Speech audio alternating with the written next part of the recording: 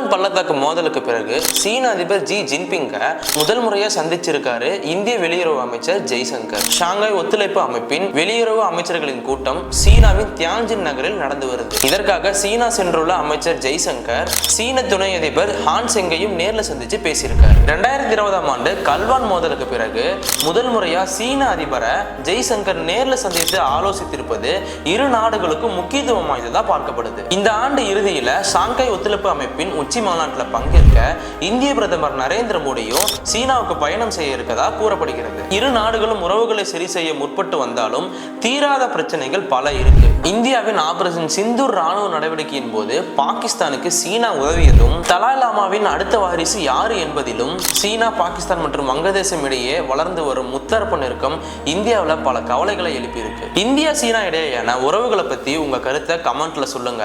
அப்படியே நம்ம தெற்கின் குரல் சேனலை மறக்காம ஃபாலோ பண்ணிக்கோங்க.